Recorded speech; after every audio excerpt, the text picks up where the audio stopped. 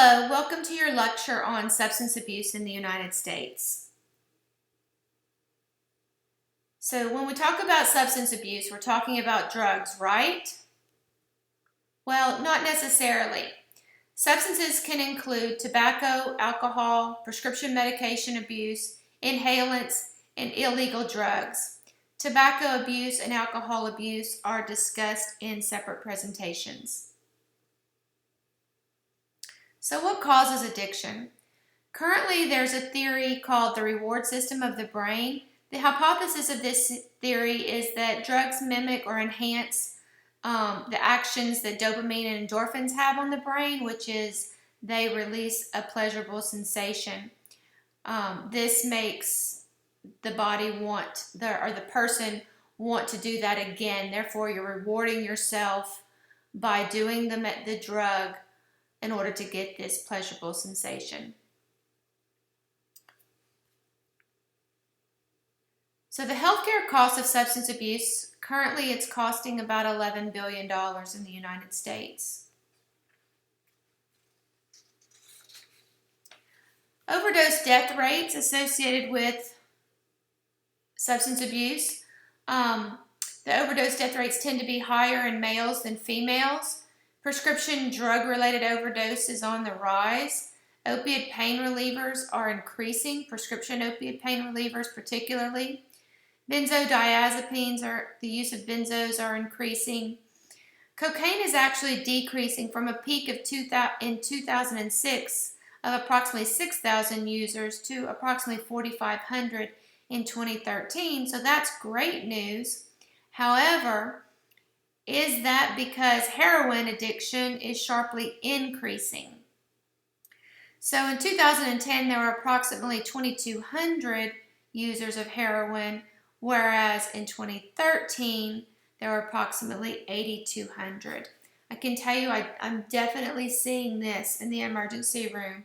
Heroin is on the rise. Be aware of that. So marijuana is the most commonly used illegal drug in the United States. 19.8 million people reported using marijuana in the past month. The potency of the TSH in the marijuana is increasing. In 1990, TSH potency was measured at 3.7%, whereas in 2013, it was measured at 9.6%. So it takes less marijuana to achieve the high or the intoxication that the user is looking for. There are currently no medications that we use to treat marijuana addiction. However, know that there's research currently ongoing into the use of Ambien, Buspar, and Neurontin to treat this patient population. So prescription opioids, this is a big deal now. There's a lot of people a lot of overuse of prescription opioids. Generally, the public may feel that this is safer than street drugs. However, this is a fallacy, and we really need to educate our patients that this is not true. We know that the unintentional overdose has increased more than 4 times since 1999, and by 2007, overdoses caused by prescription opiates outnumbered deaths by cocaine and heroin. So we really need to educate our patients that these are just as addictive as other medications and that they are no safer than illegal street drugs. Inhalants are a substance that sometimes are more prevalent with younger users. And so this may be because they're inexpensive, they're easy to get a hold of, they're usually in just about everyone's house. There are 3 types of inhalants you need to be aware of. The volatile solvents, this includes things like gasoline and lighter fluid. Aerosols, this includes things like spray paint and hairspray. And medical anesthetics such as nitrous oxide and ether. So Inhalants cause confusion, disorientation, hallucinations sometimes. We need to educate our patients that there is such a thing called sudden sniffing death syndrome. This affects up to 22% of first-time users. The heart just simply stops the first time they sniff something. Often you'll hear youth refer to this as huffing. So that's another term for the use of inhalants would be huffing. The long-term effects of sniffing or huffing is it actually destroys the myelin sheath on the neurons. It can also cause damage to the lungs, the nasal passages, the sinuses, the throat. And because your body's trying to metabolize this, it can cause liver damage. So heroin, this is a big one now. Heroin use has increased among all demographic groups, particularly between 18 and 25-year-olds. These are the ones that are most at risk. Generally, it's your non-Hispanic whites that are at the most risk. Most heroin users use at least 3 other drugs. So if they use alcohol, they're twice as likely to use heroin. If they smoke marijuana, they're 3 times more likely to use heroin. If they use cocaine, they're 15 times more likely to use heroin. And people that use opioid pain relievers are 40 times more likely to be addicted to heroin.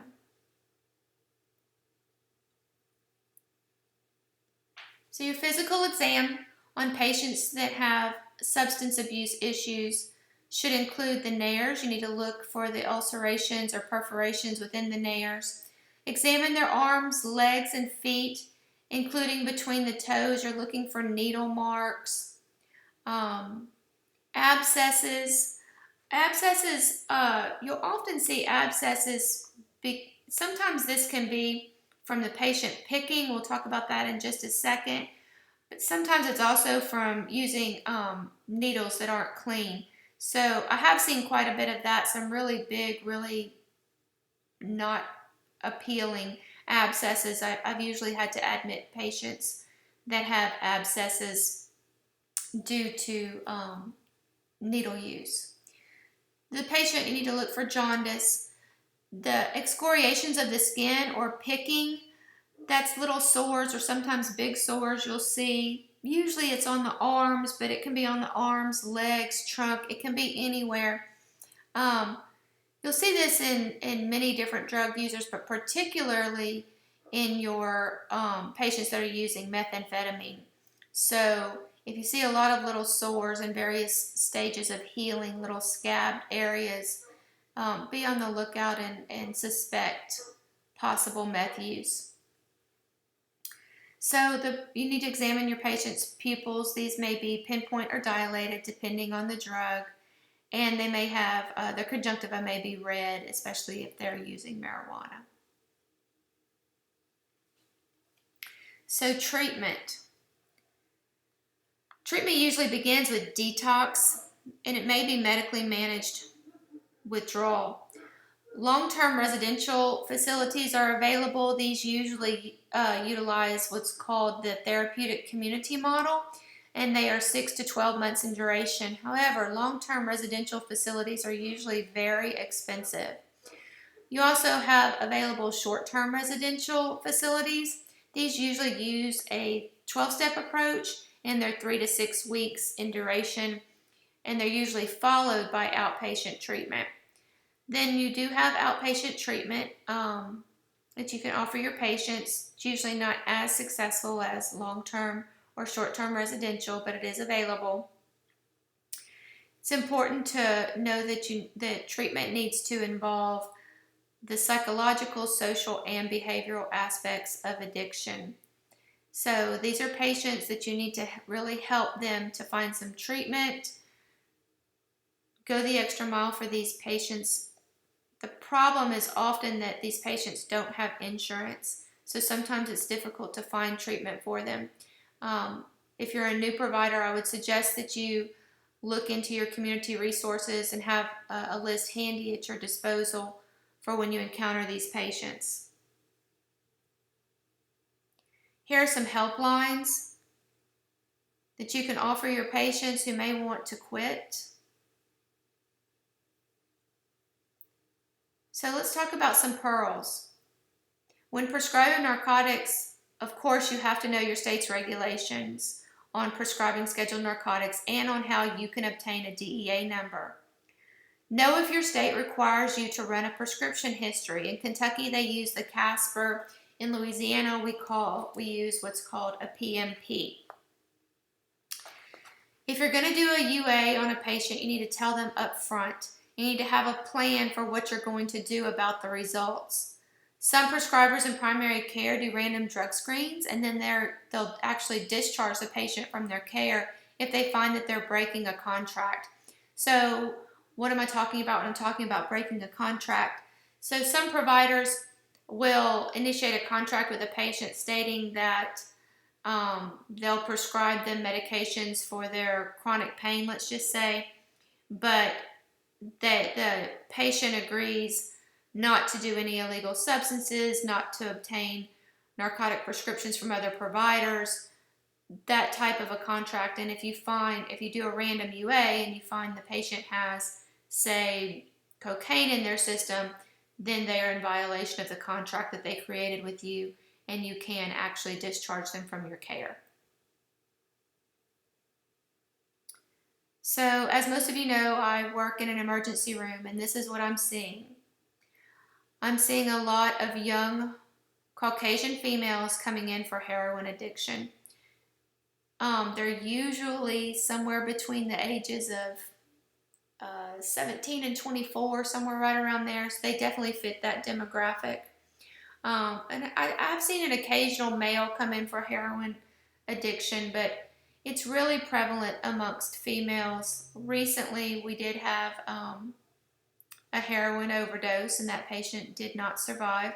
So this is happening. It's probably happening in your area. I'm also seeing a lot of young men, particularly Caucasian and African American men, coming in with complaints of hallucinating. They feel dizzy, they're nauseated, they just can't get their balance. There's that sort of thing. And when quizzed on what they have done, they admit to smoking legal weed. So legal weed and heroin are both things that I'm seeing a lot of in the emergency room. Of course, there are lots and lots of patients coming in demanding narcotics for their aches and pains, chronic back pain, lots of motor vehicle accidents, headaches. Oftentimes, patients are demanding a pain shot prior to discharge. Now, just because they're demanding it, does that mean that they're always getting it? No, of course not.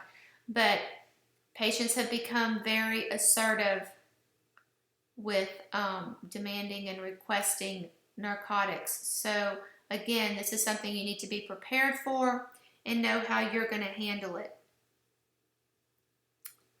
So, let's talk about how I handle these patients. I run a prescription history quite often on patients that I feel are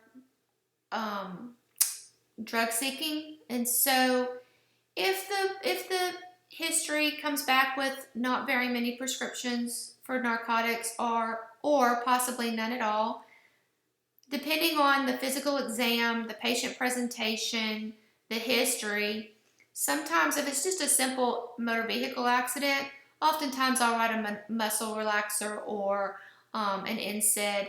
It depends on their medical history. The physical exam needs to always guide you, and how they present. I may write them Ultram depending on what they look like. If I think that they're really in a lot of pain, I will write prescription for Narco. Usually I write Narco 5 milligrams /325, a 3-day supply. I rarely write more than a 3-day supply. And and have them follow up with their primary care doctor. If they have a lot of encounters for narcotics, then I'm very straightforward. I'm very honest with my patients about this. I inform them that I ran a prescription drug history and that they've had 24 prescriptions for narcotics this past year, and I think they may have a problem with prescription narcotics. Therefore, I will not be writing prescription narcotics for you today. I can offer you a muscle relaxer. I can offer you an anti-inflammatory type of medication, but a prescription narcotic is not something I'm willing to write at this time. And that's usually what I tell them.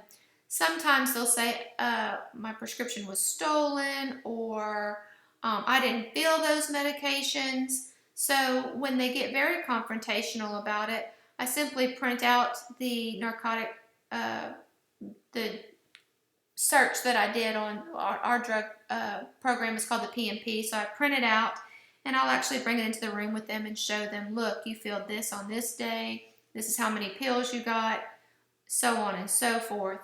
And if they really get insistent about, well, I didn't do that, I didn't fill that, somebody must be filling under my name, then I say, okay, well, that's a felony, so you really need to contact the authorities on that, and you need to take that up with the police department.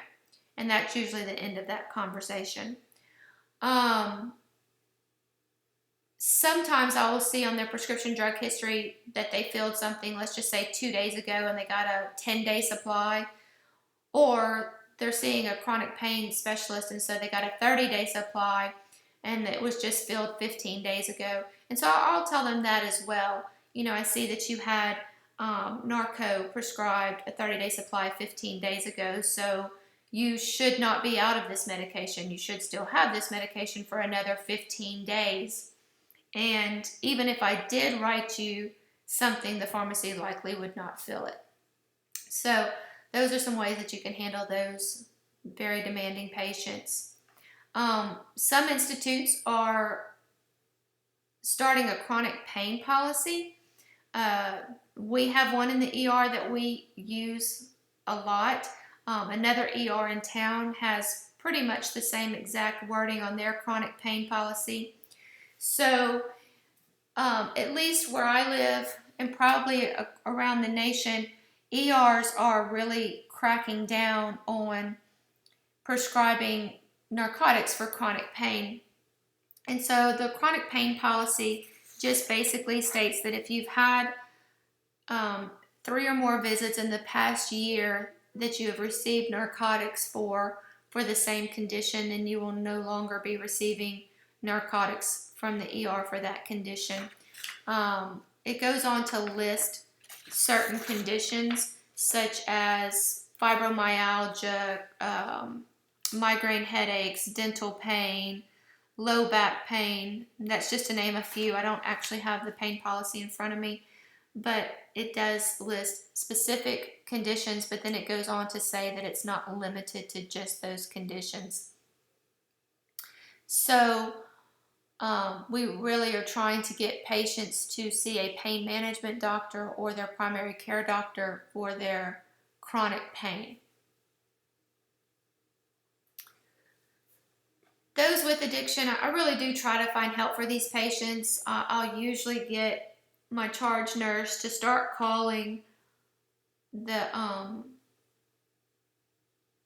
treatment centers in our area and try to find placement for these patients. Sometimes the treatment centers will actually speak via telephone to the patient. They'll try to get something set up. They're usually really good about this. Even with the uninsured patients, they're pretty good about if they can't offer them inpatient service, and they'll usually help set them up for same day or next day outpatient visits. So I really do try to go the extra mile for these patients. If they show a desire to quit, then I definitely want to help them. I hope you do too. It's not always easy, especially if these patients don't have insurance, and sometimes you just simply can't help them. But go ahead and start trying to find your resources now. Again, like I said earlier, I am seeing a lot of patients coming in reporting that they have ingested legal weed.